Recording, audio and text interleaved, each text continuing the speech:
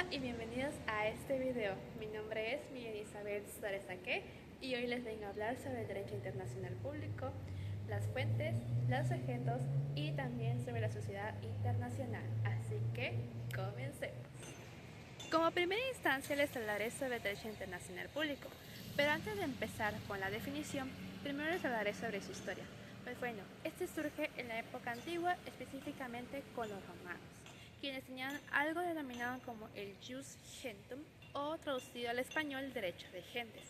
Este regulaba la relación que tenían ellos con los extranjeros, quienes realmente eran personas peregrinas de otros lugares que venían a realizar actos de comercio, entre otros tipos de cuestiones.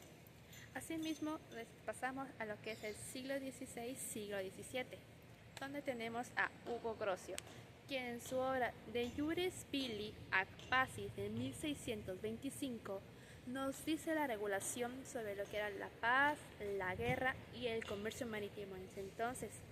La época antigua y la Edad Media eran consideradas como unas épocas de estática, ya que solamente la costumbre era considerada como la principal fuente del derecho internacional.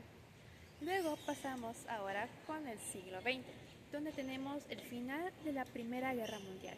En el Tratado de Versalles se estipulaba la creación de la Sociedad de las Naciones con su fundador, el estadounidense Walt Whitworth, en 1919, con sede en Ginebra, Suiza, debido a que tenía una neutralidad. Luego de esto, pues como sabemos, fracasa y nos da inicio a la Segunda Guerra Mundial. Con la llegada de lo que es la Segunda Guerra Mundial, tenemos la llegada también de lo que hoy en día conocemos como la ONU, la Organización de las Naciones Unidas.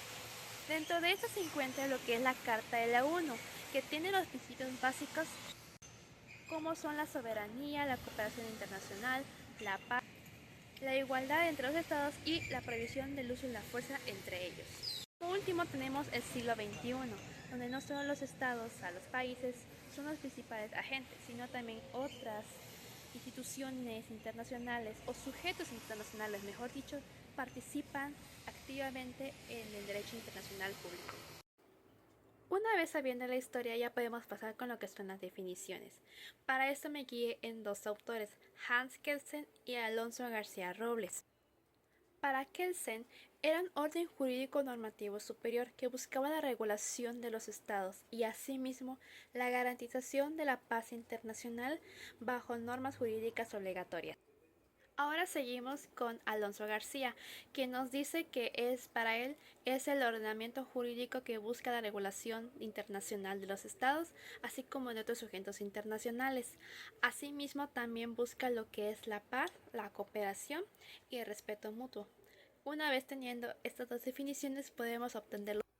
Como venía mencionando hace unos instantes, recopilé elementos de ambas definiciones ya mencionadas, dando así como resultado a que el derecho internacional público se le puede entender como el ordenamiento jurídico que regula las relaciones entre Estados y otros sujetos del ámbito internacional. Esto mismo buscando la cooperación, la paz, el respeto mutuo y el orden mundial. Asimismo, tenemos como siguiente tema sociedad o comunidad internacional, ya que ciertamente a veces llegamos a confundir estos términos o hacemos un mal uso de ellos, claro, no sabiendo el significado de cada uno.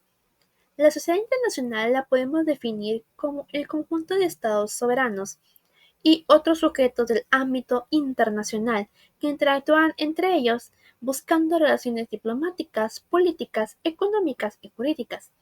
Por otro lado, tenemos que la comunidad internacional es una etapa más avanzada en la que no solo se busca la convivencia de estados, sino que también la protección de intereses comunes como la paz, medio ambiente, derechos humanos y desarrollo sostenible. Para ser un poco más claros, la sociedad internacional es un sentido de conveniencia, el que como Estado me conviene a mí y el que como Estado te conviene a ti. En cambio, la comunidad internacional es un vínculo fraternal, un sentido de pertenencia, un sentido de identidad, ya que, como se mencionó, hay intereses en común, pero no solo pueden ser intereses, también valores, criterios, ideologías, etc. Ahora bien, enfocándonos más que nada en la sociedad internacional, tenemos lo que son sus características, empezando por la pluralidad de estados, la cual está formada principalmente por estados soberanos, ya que cada uno cuenta con su independencia política y jurídica. Por otro lado, tenemos a la soberanía y la igualdad jurídica. La soberanía es aquella autoridad o poder supremo total también, en el cual un país, de manera interna o externa, puede tomar ciertas decisiones con respecto a ciertos ámbitos. Luego tenemos lo que es la descentralización. Esto quiere decir que no existe una autoridad suprema mundial, o sea, no hay un gobierno internacional. Cada estado decide libremente sus actos internacionales siempre y cuando estén regulados bajo el derecho internacional. Luego tenemos el carácter interestatal, el cual nació para la regulación de entre estados, como la diplomacia, el comercio, la guerra y la paz. El siguiente punto es lo consensual. Esto quiere decir que las normas internacionales suelen nacer de acuerdos entre los estados, y es donde surgen los tratados, las convenciones y las costumbres. El siguiente punto es la interdependencia, que como se dijo anteriormente, todos los estados son libres y soberanos, dependen entre sí para temas como el comercio, seguridad, medio ambiente y la tecnología, que como anteriormente venía mencionando, es el sentido de la conveniencia. El siguiente punto es la heterogeneidad. No todos los estados son iguales, cada quien tiene una realidad muy distinta, como pueden ser si son desarrollados, en vías de desarrollo, en potencias o microestados. Y como último punto tenemos a la dinámica cambiante. Esto quiere decir que va evolucionando constantemente. Hoy puede ser una cosa, pero en 3 años puede ser otra. Como por ejemplo, antes solo se incluía únicamente a los estados. Actualmente se incluye también organizaciones internacionales, ONGs, que son organizaciones no gubernamentales, y empresas transnacionales. Como siguiente tema tenemos a los sujetos del derecho internacional. Los primeros en esta lista son los estados, ya que son los principales sujetos del derecho internacional. Estos siguen la soberanía, que como anteriormente dije, es aquella autoridad o poder supremo y total que tienen bajo la decisión, tienen decisiones de manera interna o externa en dicho país. También tiene la personalidad jurídica internacional plena, y lo más importante, que tienen la capacidad de crear, modificar y aplicar normas internacionales, que aquí es donde entran los llamados tratados internacionales. Los siguientes sujetos de derecho internacional son las organizaciones internacionales. Estas son las asociaciones creadas por los mismos estados con el fin de alcanzar objetivos en común. Esto sin personalidad jurídica derivada.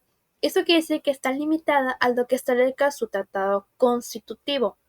Un ejemplo de esos pueden ser la ONU, que busca la regulación de la paz entre los países, la OMS, que es la Organización Mundial de la Salud, y la UNICEF, que busca la protección de los niños.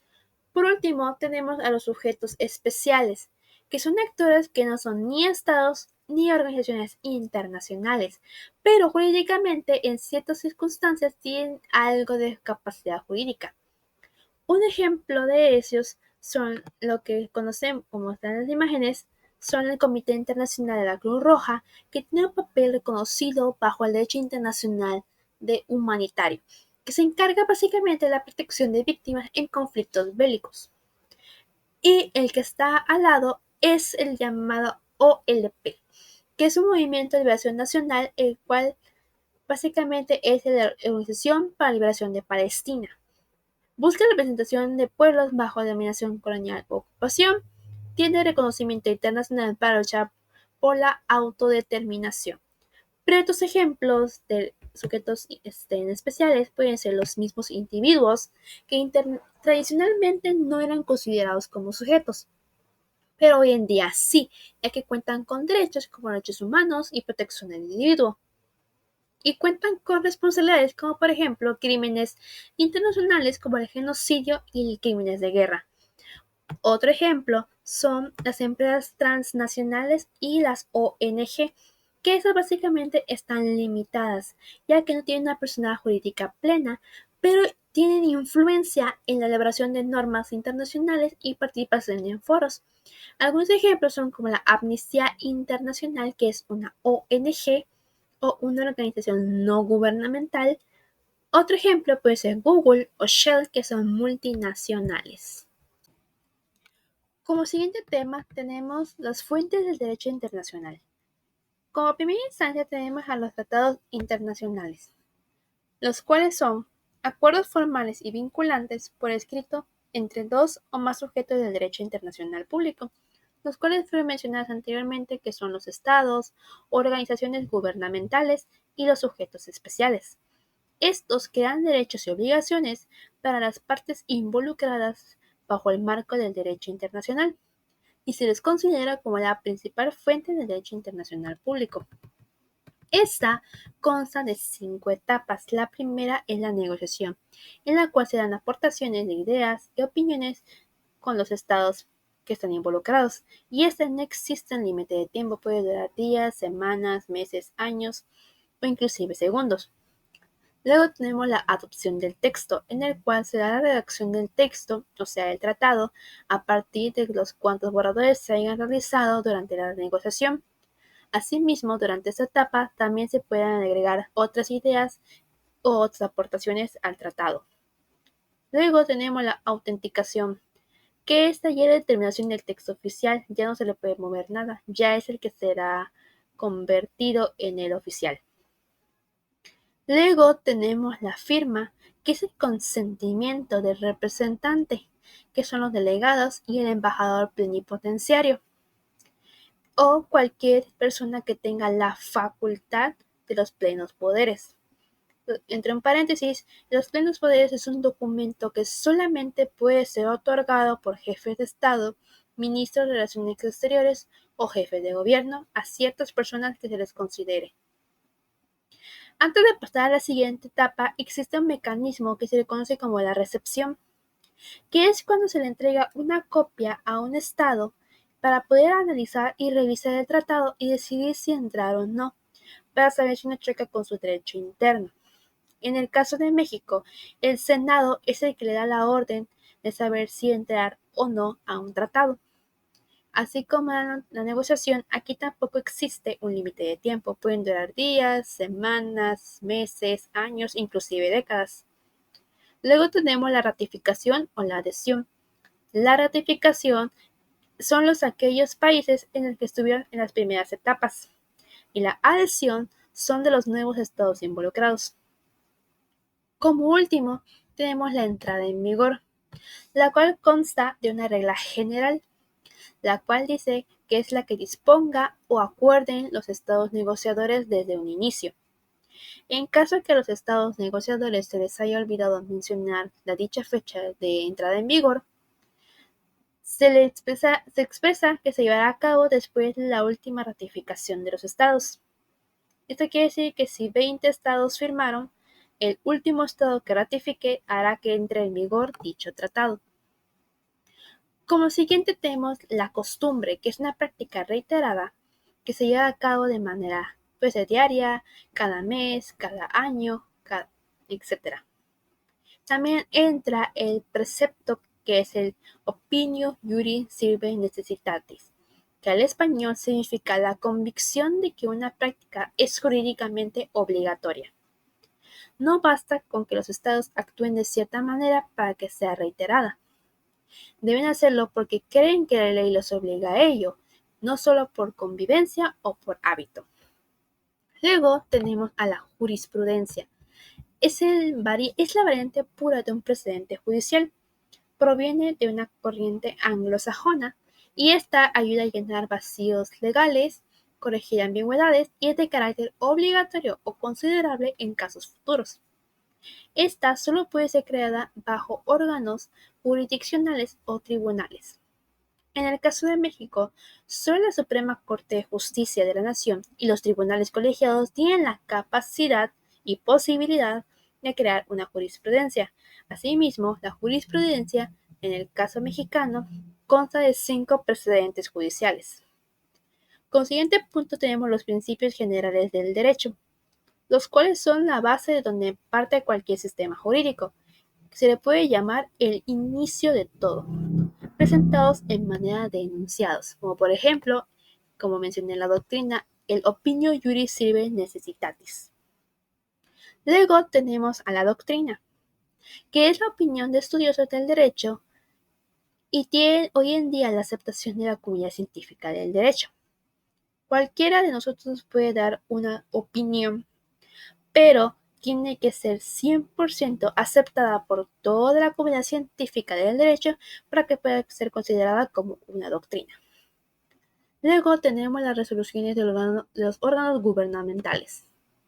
Esto es una extensión formal de la opinión o voluntad de uno o sus organismos principales adoptados tras un proceso de debate y deliberación entre los Estados miembros. No son vinculantes, pero tienen un peso político. Y como último tenemos a los actos unilaterales de un solo acto. Y esta también se divide en notificación, la cual es aquella que expresa algo que va a hacer, y en esa no hay formalidades. Luego tenemos a la protesta, que esa no está de acuerdo con algo. Como siguiente punto tenemos al reconocimiento, que es estar de acuerdo con algo, en el cual entra la bien llamada doctrina de la aquiescencia, que es la aprobación con consentimiento, aceptación, afirmación, y se divide en dos: la expresa, que es la hablada, escrita o cualquier manera clara de expresar un consentimiento, y la tácita, que es bajo actos que demuestren la aprobación. Luego tenemos a la renuncia, en esta solo aplica con derechos o beneficios.